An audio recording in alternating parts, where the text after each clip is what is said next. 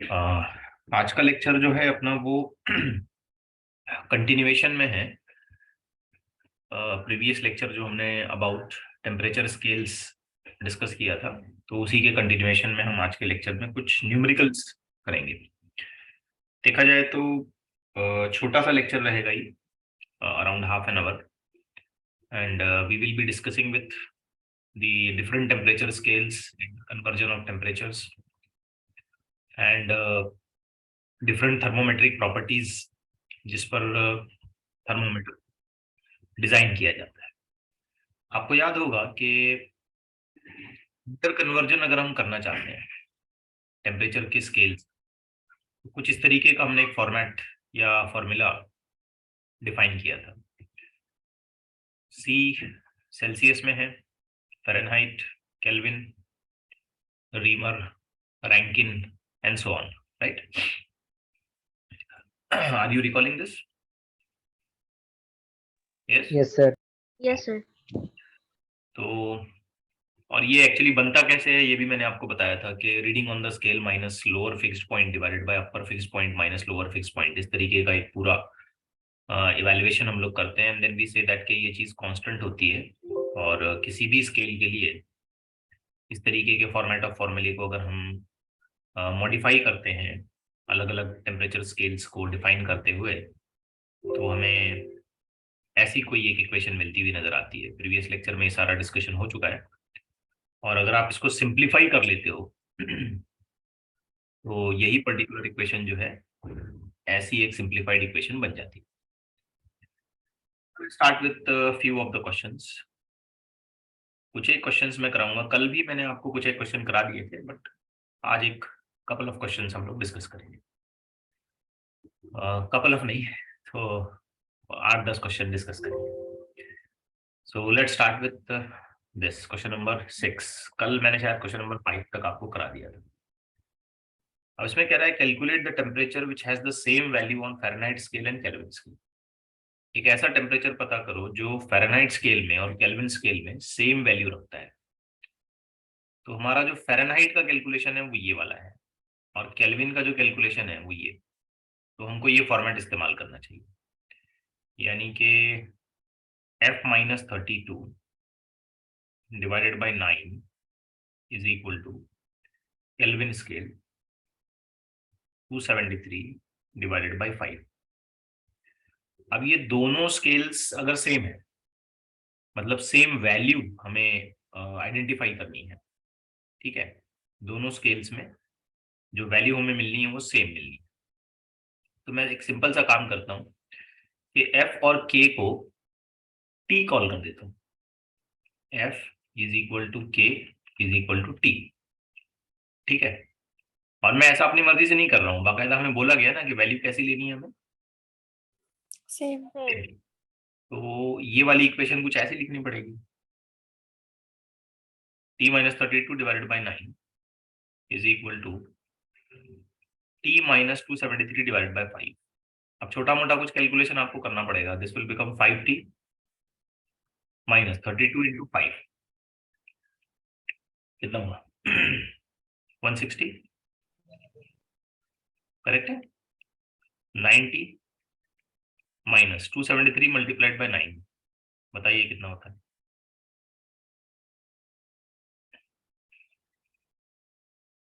Yes, multiplication आपको क्या करना है? 2457. 2 4 5। अब ये सब सब्सट्रैक्शन कर लेते हैं, that will become 90 minus 5T is equal to 2457 minus 160। Okay, 90 minus 5T will become 4T is equal to 2457 minus 160, कितना हो रहा है? 2297. 2297. 2297, therefore T will become equal to 2297 divided by 4. Therefore T is equal 574.4. 574.2. Okay, तो 574.2 एक particular ऐसी value है जो Fahrenheit और केल्विन स्केल में एग्जैक्टली सेम लेवल पर आती है। ओके, क्योंकि टी जो है उसको हमने केल्विन में भी रीड किया है और इसी टी को हम किस में रीड कर रहे हैं, फ़ारेनहाइट। Fahrenheit. 574 ही एक ऐसी पर्टिकुलर वैल्यू आएगी जो फ़ारेनहाइट और केल्विन में मैच करेगी, सेम जगह पे आएगी, सेम टेम्परेचर को रेफर करेगी। तो ऐसे ही कैलकुलेशन किया जाता है। एक और बहुत अच्छा क्वेश्चन है, इस तरीके का क्वेश्चन हो सकता है एग्जामिनेशन में पूछा जाए आपसे। देखिए जरा ध्यान से इसको। Temperature of an iron piece is heated from 30 to 90 degree Celsius. ठीक है, तो 30 से लेकर के 90 डिग्री सेल्सियस में हमने उसको हीट किया। What is the change of its temperature in the Fahrenheit scale? 30 से 90 सेल्सियस में अगर जाता है तो चेंज कितना होगा? तो हम यहाँ पे कैलकुलेशन करने वाले हैं सेल्सियस और फ़ारेनहाइट का इस्तेमाल करते हुए एंड ऑन केल्विन स्केल। ठीक है, और केल्विन में भी चेंज निकालना है। याद रहे हमको चेंज निकालना है। तो मेनली हमारा जो कैलकुलेशन होगा पहले तो सेल्सियस और फ़ारेनहाइट का। तो एक अप्रोच तो ये हो सकता है कि सेल्सियस और फ़ारेनहाइट का इस फॉर्मेट को इस्तेमाल किया जाए।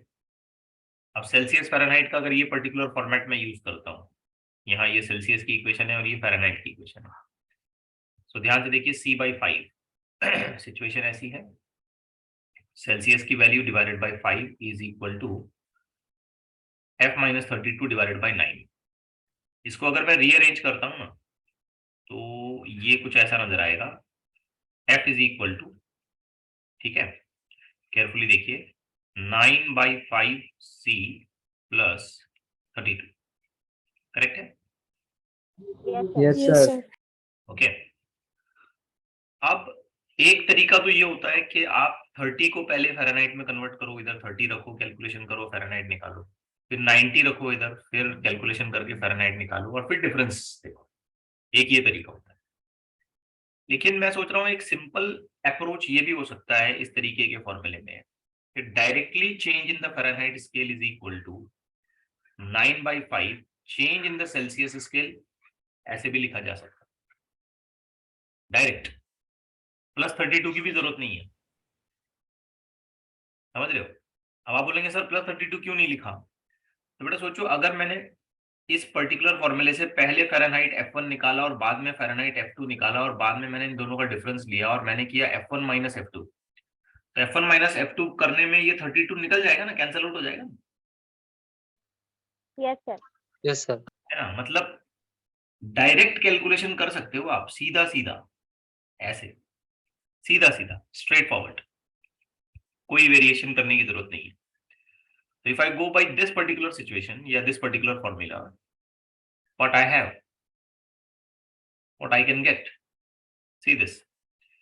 So change in the Fahrenheit scale is equal to 9/5 multiplied by change in the Celsius scale. तो ये Celsius 60.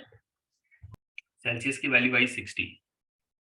ठीक है, 108. हिसाब से आपने ये काट दिया, इधर से इधर काटा, कितना हुआ? 12 into 9।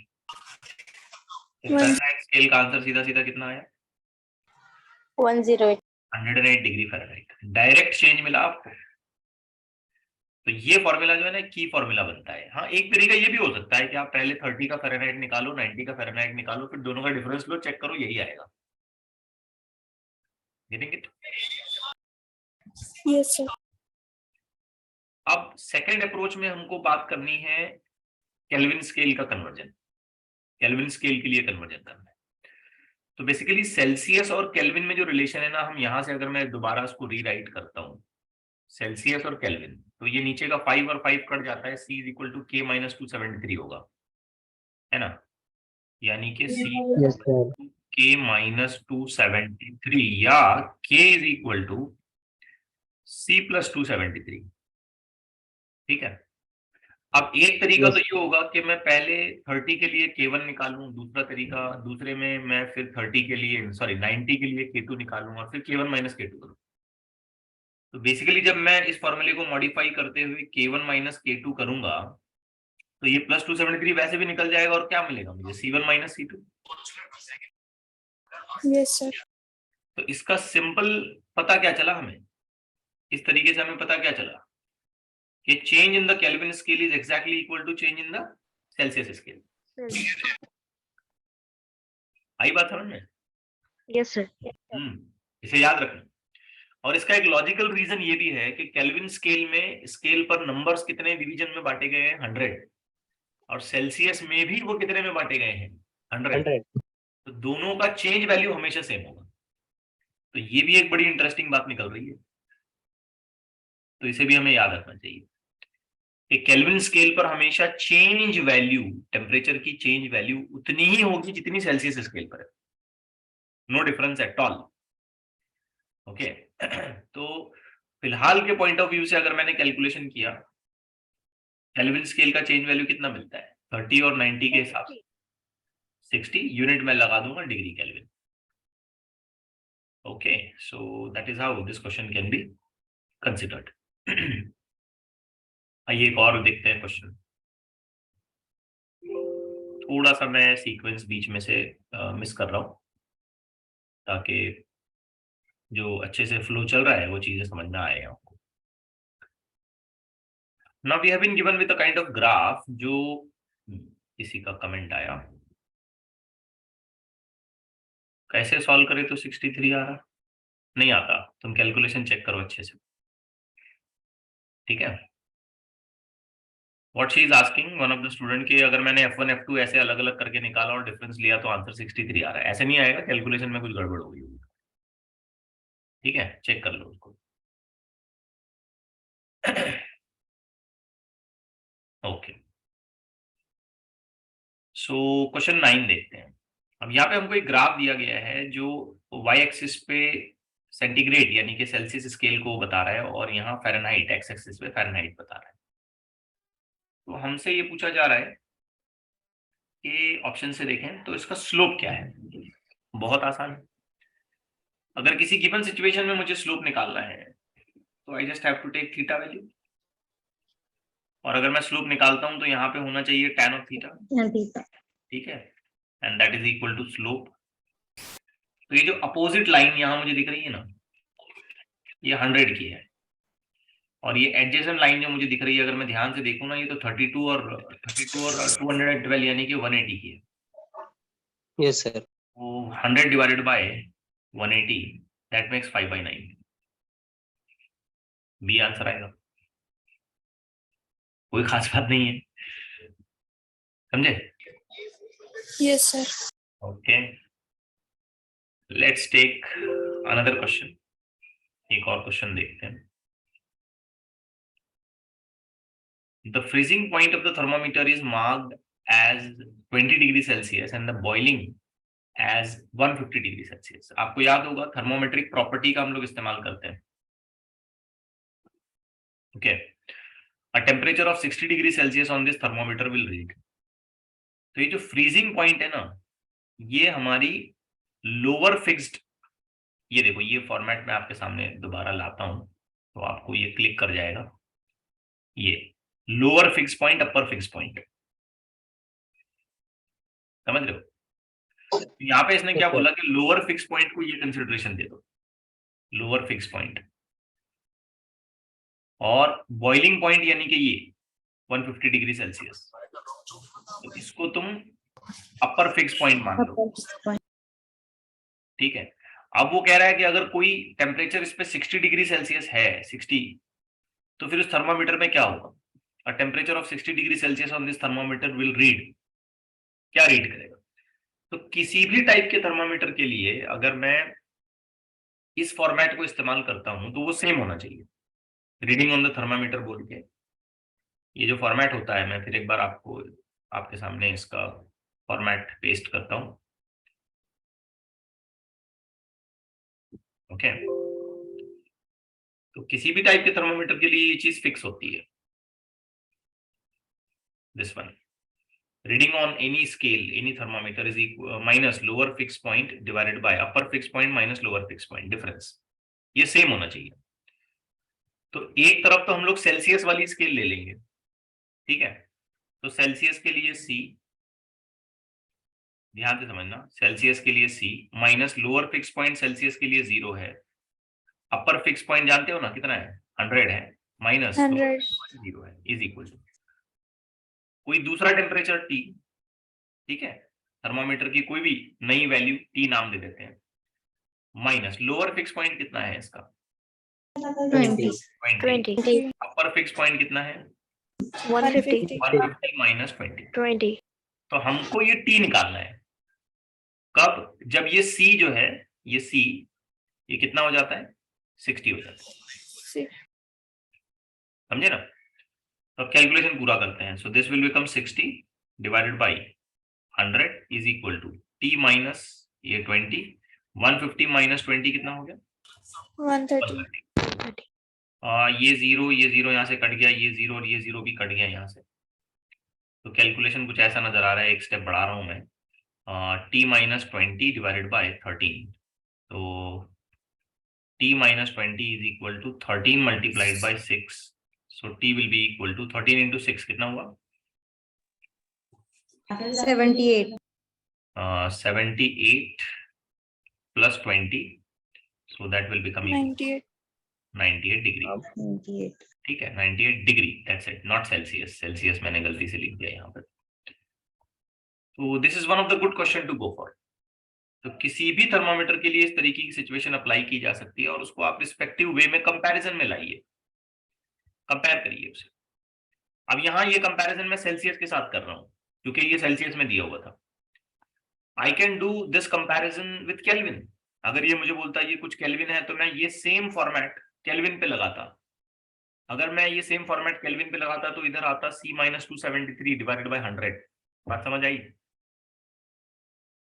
Sorry K minus 273 divided by 100, अगर मैं ये सेम कंपैरिजन केल्विन पे लगाता। अगर मैं ये सेम कंपैरिजन फ़ारेनहाइट के लिए लगाता तो इधर क्या होता F minus 32 divided by 180 is equal to ये चीज। तो गिवन थर्मामीटर को स्टैंडर्ड थर्मामीटर के साथ आप कंपेयर कर सकते हो, कोई इशू नहीं है। आपको समझ आ रहा है क्या कह रहा हूँ? Yes, sir. Yes, sir. Okay, it's very important to understand this, ignore मत करना बात को। लेट्स टेक अनदर क्वेश्चन, एक और क्वेश्चन देखते हैं। इसमें थर्मोमेट्रिक प्रॉपर्टी पर बात की गई है। क्वेश्चन जरा ध्यान से पढ़िए, आपको क्लिक हो जाएगा व्हाट आई वांट टू से। केयरफुली रीड करिए इसको।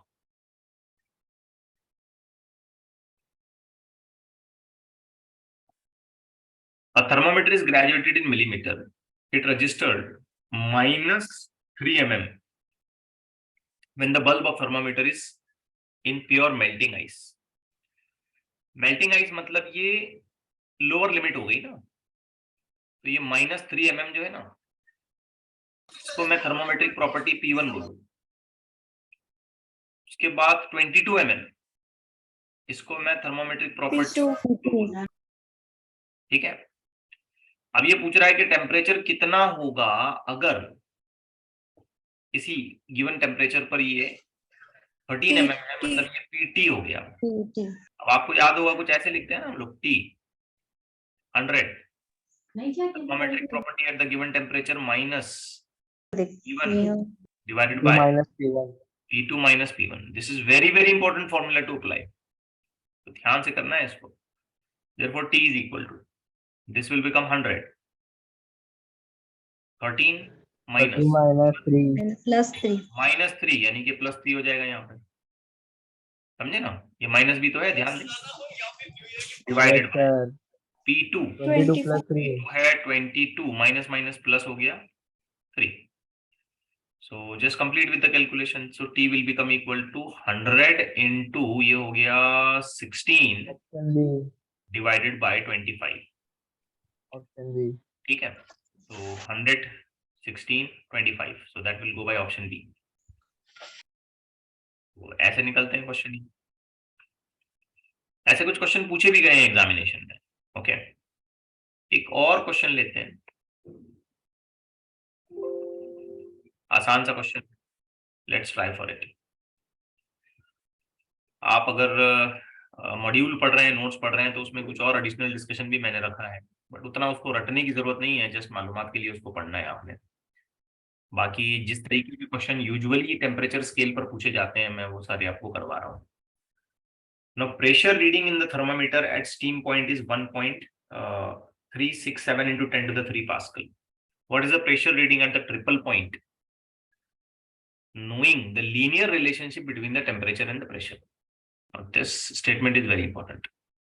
Linear relationship between temperature and pressure. अब देखो स्टीम पॉइंट मतलब कितना डिग्री सेल्सियस होता है? 100 100 degrees. Degree Celsius. 100 degree Celsius का मतलब हो गया, इस टेम्परेचर को मैं T1 कॉल करता हूं। 100 डिग्री सेल्सियस का मतलब हो गया 373 केल्विन। क्या कहते हो बेटा, सही है बात? Yes, sir. Yes, sir. और इस पर प्रेशर कितना है? 1.3 1.36 to the power 3 10 to the power 3 Pascal कह लो या न्यूटन पर meter Newton meter square. Triple point, water का ट्रिपल पॉइंट जो होता है ना, ये नियर अबाउट 0 डिग्री सेल्सियस पर होता है। या आप कह सकते हो कि ट्रिपल पॉइंट होगा 273 kelvin, 0 degree Celsius near about, या 273 केल्विन। तो ये कह रहा है कि यहां पर प्रेशर कितना होगा अगर लीनियर रिलेशनशिप है बिटवीन टेम्परेचर एंड प्रेशर। बेटा लीनियर रिलेशनशिप का मतलब जानते हो? लीनियर रिलेशनशिप का मतलब ये होगा कि प्रेशर और टेम्परेचर दोनों डायरेक्टली प्रोपोर्शनल, सीधा सीधा directly proportional. Getting it? Yes, sir. Pressure and temperature they are linearly related. ऐसे तो इस तरीके की जो सिचुएशन होती है जिसमें हम अगर लीनियर रिलेशनशिप क्लेम करते हैं, तो हम एक बिल्कुल जनरलाइज्ड सा फॉर्मेट बना सकते हैं कि P1 T1 P2 T2। Okay, P1 T1 is equal to P2 T2। अब यहां पे देखो तो आपको सिर्फ P2 निकालना है ना, you just have to determine the value of P2। Okay, yes sir. Linear relationship का मतलब हम ये मानेंगे कि ये प्रोडक्ट जो है साथ साथ चलेंगे, दे आर जस्ट कांस्टेंट, ऐसे ट्रीट किया जाएगा। तो फॉर्मेट्स देखिए, यहाँ पे T1 अवेलेबल हो गया, P1 अवेलेबल हो गया, T2 अवेलेबल है, क्या बचा? सिर्फ P2। P2 निकाल सकते हैं आप, कोई खास बात नहीं, निकालिए P2 को फाइंड आउट करिए।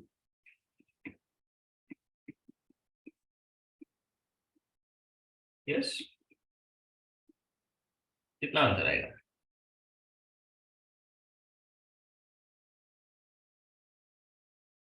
सब सॉल्व करके बताइए P2 कितना आ रहा है।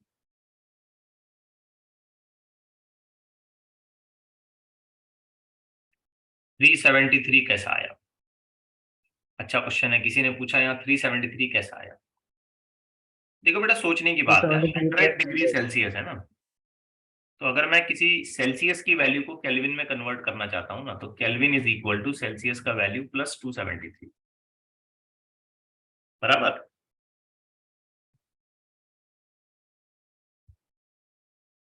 अब यहाँ C की जगह क्या रखूंगा मैं? 100 रखूंगा। यार ये तुमने क्वेश्चन ही अजीब पूछ लिया एक्चुअली, देखा जाए तो। कन्वर्जन मैं कब से तो सिखा रहा हूं आपको, ठीक है? आया समझ में?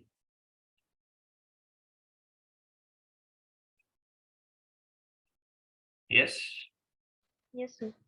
हाँ, इसका आंसर कितना बताया तुमने? 0.500. नहीं नहीं नहीं नहीं, चेक करो, 10 to the power 3 है। 1.86. 1.86 से 1.73। गड़बड़ हो रही है क्या, ऐसा लग रहा है मुझे। 1.86 into 10 to the power 3। 1.86 into 10 to the power 3। 1867.73। वही जो भी बता रहे हो। प्रेशर बढ़ गया ना फिर तो। Linear relationship P1 T1 is equal to P2 T2।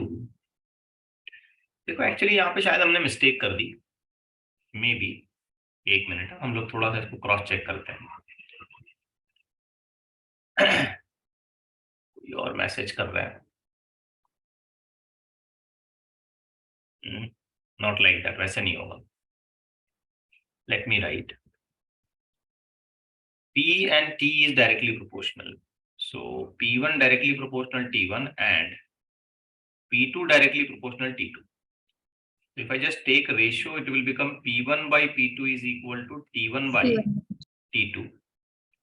तो क्रॉस मल्टीप्लीकेशन में बनेगा P1 T2 is equal to P2 T. ये बनेगा। यस, अब इस हिसाब से मैं ट्राई करता हूं। तो P1 मैंने कितना लिखा, 1.367 into 10 to the power 3 multiplied by T2 273 is equal to P2 जो कि मुझे निकालना है into T1 373. So P2 will become equal to 1.367 into 273 divided by 373. अब देखो, हाँ, into ये भी रहा 10 to the power +3, ये आप देख लो, आप निकालो।